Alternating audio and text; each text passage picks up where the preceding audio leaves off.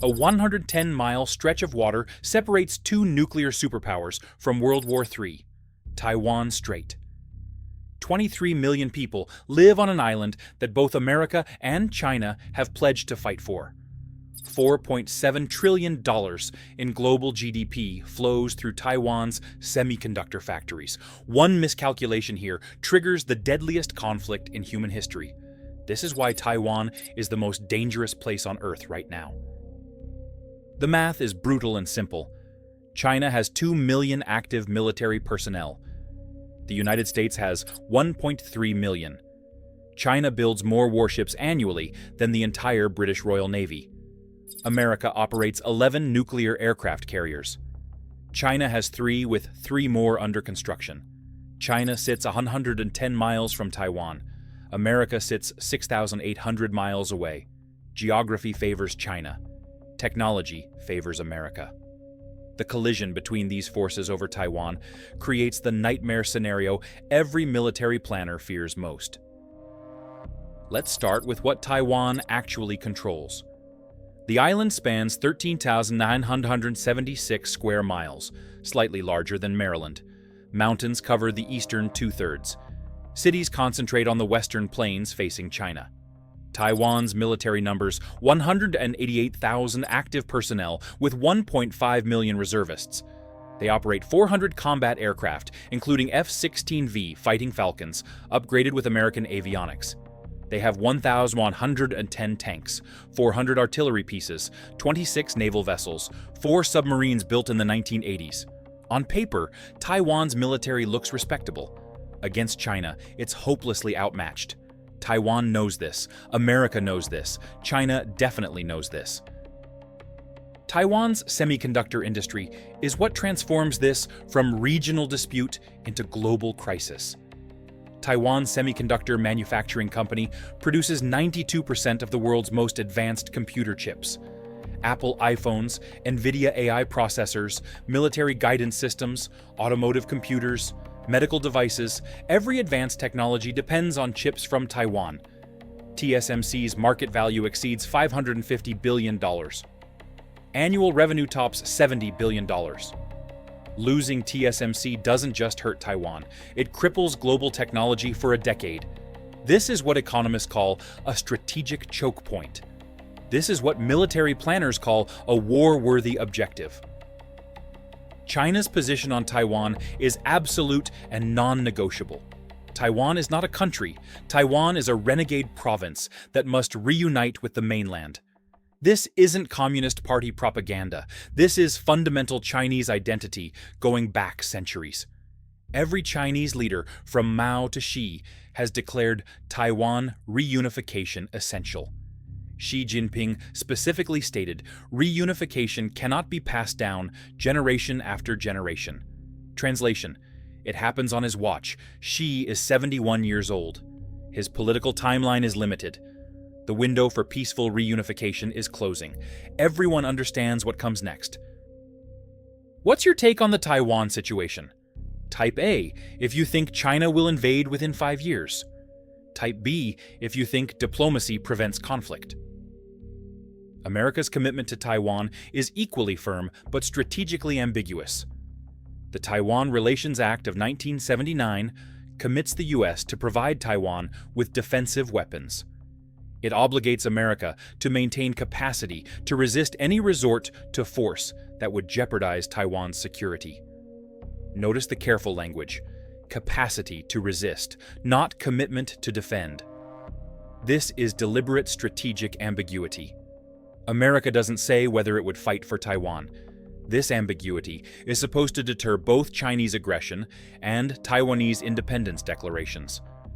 It's a balancing act that gets harder every year. The trigger mechanisms for war are multiplying. First scenario is Chinese blockade. China announces a quarantine zone around Taiwan. No ships enter or leave without Chinese inspection. No aircraft fly in or out. China calls it customs enforcement within Chinese territory. Taiwan calls it an act of war. America faces an immediate choice: challenge the blockade and risk military confrontation. Accept the blockade and abandon Taiwan. There's no middle ground. Either American warships force their way through, or Taiwan slowly strangles economically. Second scenario is the island seizure strategy. China doesn't invade Taiwan directly. Too risky, too costly. Instead, China seizes one of Taiwan's outlying islands. Kinmen sits just 6 miles from mainland China. Matsu Islands are even closer. China takes one island with overwhelming force, minimal casualties, quick operation completed in hours. China then offers negotiations. The island returns if Taiwan accepts one country, two systems. Reject the offer, and China takes another island. Then another. Eventually, Taiwan faces invasion or capitulation. What does America do? Go to war over a small island 110 miles from China? The strategic dilemma is paralyzing. Third scenario is the fait accompli invasion. China launches without warning at 3 a.m. on a moonless night. 5,000 missiles strike Taiwan in the first hour. Airfields cratered, ports destroyed, command centers obliterated. 400,000 Chinese troops land by dawn. Paratroopers seize key positions. Armored columns push inland. By the time America responds, Chinese forces control northern Taiwan. The invasion is over before America's carrier strike groups arrive. Now, America must choose between accepting Chinese conquest or launching an amphibious assault to liberate occupied territory. That's exponentially harder than defending Taiwan in the first place. If you're enjoying this deep dive into modern warfare, take a moment to hit that subscribe button. China's military buildup focuses obsessively on Taiwan scenarios. The People's Liberation Army Navy now operates 340 warships, more than the U.S. Navy's 293 vessels. China launched 23 major warships in 2023 alone. 3 Type 0555 cruisers displace 13,000 tons each. They carry 112 vertical launch cells loaded with anti-ship and anti-aircraft missiles. 6 Type 052D destroyers provide additional fleet air defense. 20 Type 054A frigates conduct anti-submarine warfare. China's amphibious fleet includes 8 Type 071 landing platform docks and 3 Type 075 amphibious assault ships. Each Type 075 can carry 1 to 200 troops, 30 armored vehicles, and 30 helicopters. Do the math. That's 3,600 Marines in the first wave from those ships alone. Chinese missiles specifically target American intervention. The DF-21D anti-ship ballistic missile earned the nickname Carrier Killer. Range exceeds 1,000 miles. The warhead maneuvers during terminal phase to evade defenses. Impact velocity reaches Mach 10. One hit could mission kill an aircraft carrier. China has approximately 200 of these missiles. The DF-26 intermediate range ballistic missile can hit Guam, where America bases bombers and submarines. The DF-17 hypersonic glide vehicle travels at Mach 10 and can maneuver unpredictably. American missile defense systems struggle against these threats. China spent 30 years developing weapons specifically designed to keep American carriers away from Taiwan. It worked. Chinese air power has modernized dramatically. The J-20 stealth fighter entered service in 2017. China operates approximately 200 J-20s now, with production increasing. The aircraft carries PL-15 air-to-air missiles with 200-mile range. American F/A-18s and F-35s must get closer to shoot. Range advantage matters enormously in air combat. China also operates 76 J-16 multi-role fighters, 300 J-10 lightweight fighters, and 73 J-11 air superiority fighters. Total combat aircraft inventory exceeds 1,900. Not all are modern, but quantity has quality all its own. The subsurface battle is where America retains clear advantage. U.S. Navy operates 68 attack submarines. Virginia-class and Los Angeles-class boats are quieter than anything China builds. American submarine crews train constantly. Chinese submarine forces expanded rapidly, but quality lags. China operates approximately 60 attack submarines. Most are noisy and easier to detect. But China doesn't need submarine superiority. China just needs to threaten American surface ships. Even obsolete submarines can sink warships if they get into firing position. The submarine threat forces American carriers to operate farther from Taiwan. Greater distance means fewer sorties. Fewer sorties means less air support for Taiwan. Don't miss what comes next. Make sure you're subscribed so you never miss an analysis like this. American response plans focus on rapidly deploying overwhelming force. Indopacom maintains approximately 375,000 personnel in the region. Japan hosts 54,000 American troops. South Korea has 28,500. Guam hosts bombers and submarines. Hawaii is PACOM headquarters. Within 72 hours of Chinese attack, America could surge 3 carrier strike groups to the Western Pacific. Each carrier brings 75 aircraft. That's 225 fighters, bombers, and support aircraft. Add land-based F-22 Raptors from Okinawa, B-2 stealth bombers from Guam, B-1B Lancers carrying 24 long-range anti-ship missiles each, F-35s from Japanese bases. The air armada would number over 500 combat aircraft. But getting them into position safely is the challenge. The tyranny of distance works against America. Carriers must approach within 500 miles to launch strikes. Chinese missiles can hit targets 1,000 miles away. American carriers would operate under constant threat. Submarines provide some protection. Aegis destroyers defend against missiles. But saturated attacks overwhelm defenses. China can launch 100 missiles simultaneously. American destroyers might intercept 80. The other 20 get through. Even near misses damage carriers enough to force their withdrawal. Once carriers retreat beyond strike range, Taiwan loses American air support. Without air support, Taiwan cannot hold. The semiconductor factor changes everything about American calculations. Losing Taiwan means losing TSMC.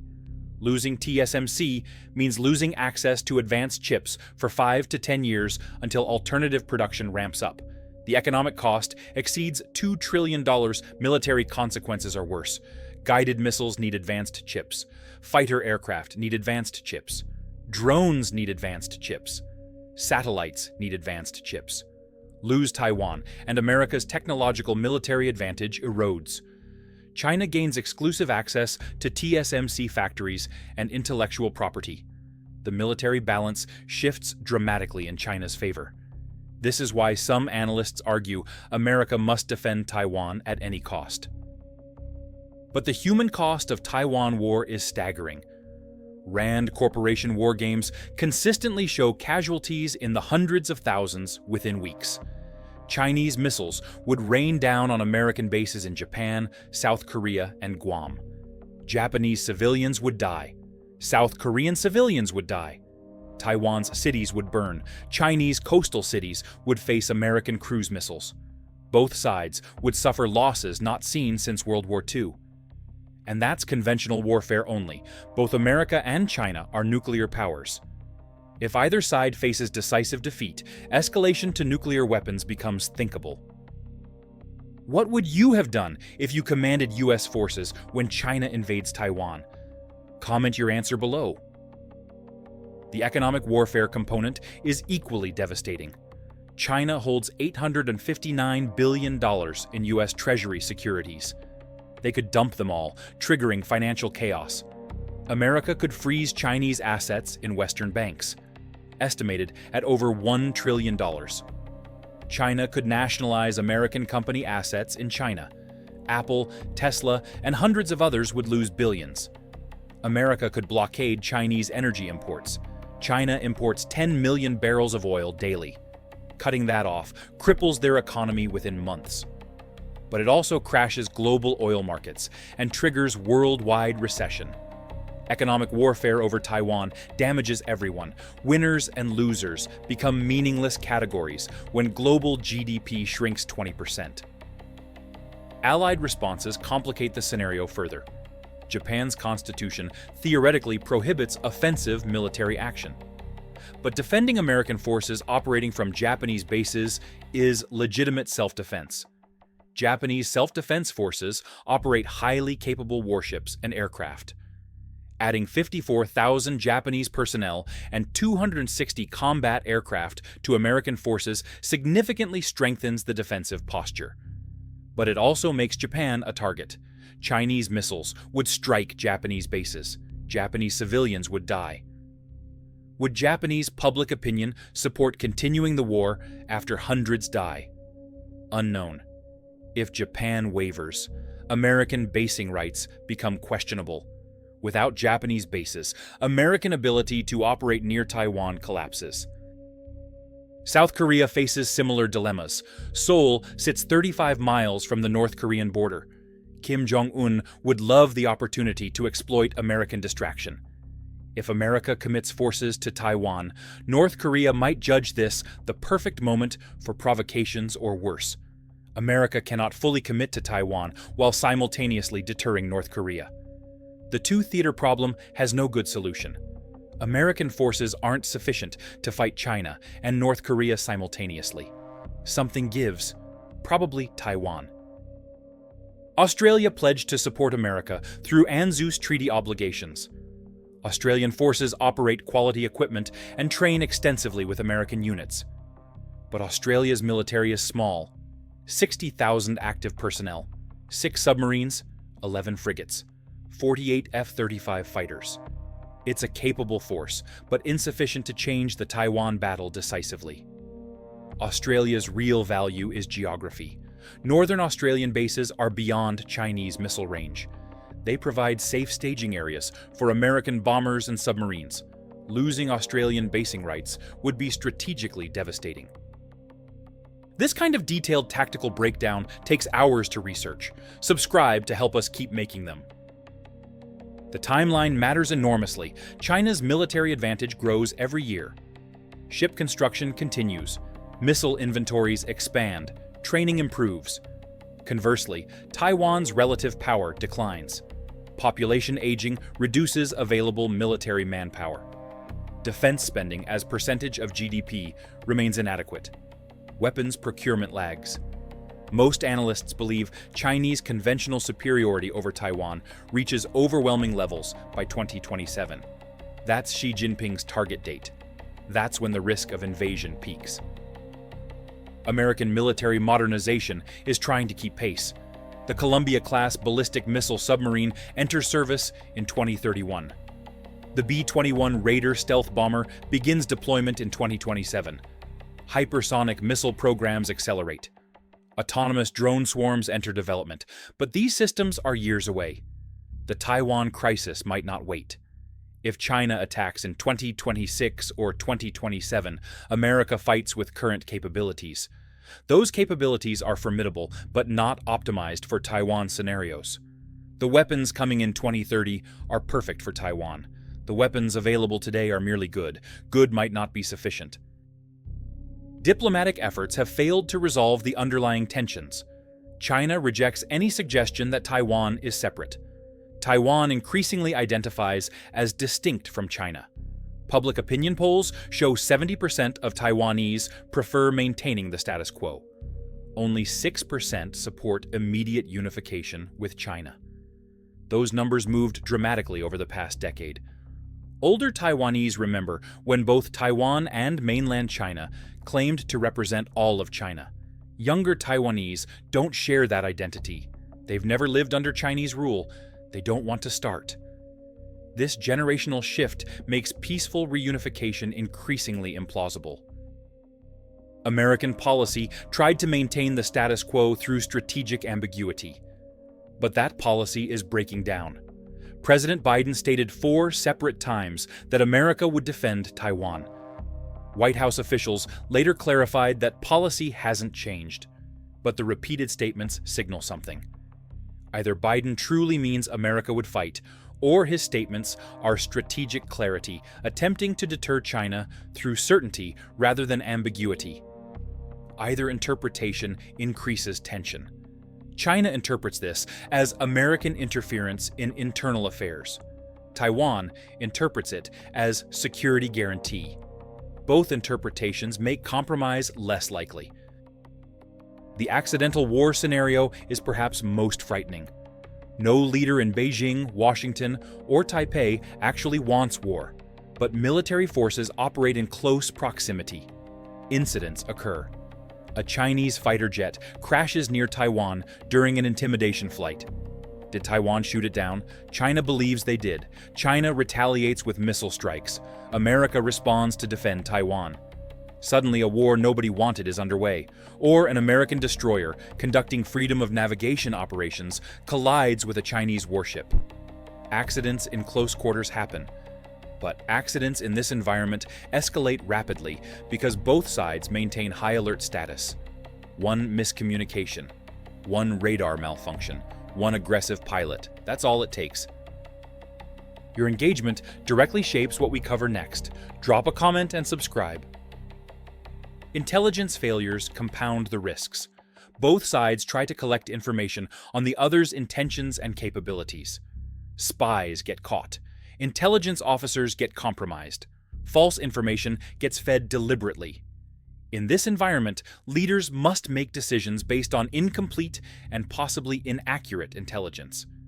Did China mobilize for invasion, or just another drill? Is this the real attack, or another test of Taiwan's responses? Get it wrong, and either you fail to defend Taiwan, or you start a war unnecessarily. The intelligence challenges are immense. The domestic political pressures on all sides push toward confrontation. Xi Jinping staked his legacy on Chinese reunification. Failure isn't politically survivable for him. Taiwan's government must appear strong on sovereignty or face electoral defeat. American presidents face pressure to not appear weak. Backing down from commitments damages credibility globally, not just with Taiwan, but with all allies. If America won't fight for Taiwan, will it fight for Japan, for South Korea, for Australia? The credibility chain links together. Break one link, and the entire structure of American alliances becomes questionable. The nuclear shadow looms over everything. Neither America nor China wants nuclear war, but both maintain nuclear arsenals. China has approximately 400 nuclear warheads, with numbers increasing. America has 3,700 warheads. The disparity is enormous. But nuclear war isn't about who has more weapons. It's about who's willing to use them. If China faces defeat in conventional war, does Xi authorize nuclear strikes? If America faces decisive defeat, do we escalate? The rational answer is no. Wars can be lost without ending civilization. But rational calculation breaks down under pressure. Leaders make desperate choices when facing personal and national humiliation. Cyber warfare is the hidden dimension of Taiwan conflict. Both America and China maintain sophisticated cyber capabilities. American Cyber Command can disrupt Chinese military communications, power grids, financial systems, and logistics networks. Chinese counterparts can do the same to American infrastructure. In a Taiwan war, the first shots might be digital. Power outages across Taiwan darken cities before missiles fly. American military networks get flooded with denial of service attacks. GPS satellites get jammed. Financial markets crash as trading systems fail. The cyber battlefield is invisible to civilians, but potentially decisive for military outcomes. Space warfare enters the equation too. Both nations depend on satellites for communications, navigation, intelligence, and targeting. Destroying enemy satellites is feasible with current technology. Anti-satellite missiles work, but they create debris fields that endanger all satellites, including your own. Still, in desperate situations, leaders might accept debris risks to blind enemy forces. Losing GPS means precision-guided weapons become dumb bombs. Losing communication satellites means coordinating forces becomes nearly impossible. Losing intelligence satellites means operating blind. Space warfare is mutually destructive, but potentially necessary. If you made it this far, you're the core of our community. Like, subscribe, and hit that bell. The grand strategic question is whether Taiwan is worth World War III. From China's perspective, the answer is absolutely yes. Taiwan is fundamental to Chinese identity and sovereignty. Allowing Taiwan to remain separate is unacceptable. From America's perspective, the answer is complicated. Taiwan's strategic value is enormous. Losing Taiwan damages American credibility. But is that worth tens of thousands of American casualties? Is it worth risking nuclear war? Is it worth global economic depression? American public opinion is divided. Polls show Americans support helping Taiwan defend itself. But support for sending American troops to fight is weaker. If casualties mount, public support might collapse. Presidents must consider whether they can sustain a war that becomes unpopular. The allies matter too. If Japan and Australia fight alongside America, Taiwan's defense becomes feasible. If they don't, it becomes nearly impossible. Allied participation depends on perceived legitimacy of the war. If China clearly launches unprovoked aggression, allies likely join. If the situation is ambiguous, they might hesitate. China understands this. Chinese strategy likely includes creating ambiguous scenarios, where American allies have excuses not to participate. Without allies, America cannot win. The war termination problem has no good answers. Even if America successfully defends Taiwan, what happens next? Permanent American military presence in Taiwan? That's unacceptable to China. Return to status quo ante? China just tries again. Negotiate a settlement? What terms could possibly satisfy all sides? Taiwan wants independence. China demands reunification. America wants stability. These objectives are fundamentally incompatible. A war over Taiwan might start, but finding an acceptable end state is nearly impossible. The economic aftermath of Taiwan War would reshape the world. Global GDP would shrink as supply chains shatter. Technology advancement would stall without access to advanced semiconductors. Military balances would shift as countries reassess alliance commitments.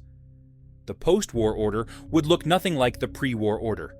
Winners and losers would both face decades recovering from damage. This is why rational analysis suggests avoiding war at all costs. But rational analysis hasn't prevented wars before. It won't prevent this one if leaders decide their core interests are at stake. Taiwan sits at the intersection of great power competition, technological dominance, historical grievances, and nuclear brinkmanship. 110 miles of water separates peace from global catastrophe. The warning signs are everywhere. Military buildups accelerate, rhetoric hardens, incidents multiply, leaders commit publicly to positions they cannot abandon without losing face. The pieces are in place for disaster. What happens next depends on choices made in Beijing, Washington, and Taipei. But the trajectory is clear. The window for peaceful resolution is closing. The risk of war is rising. Taiwan could trigger the conflict that defines the 21st century. The only question left is whether anyone has the wisdom to step back from the brink before it's too late. History suggests they probably don't.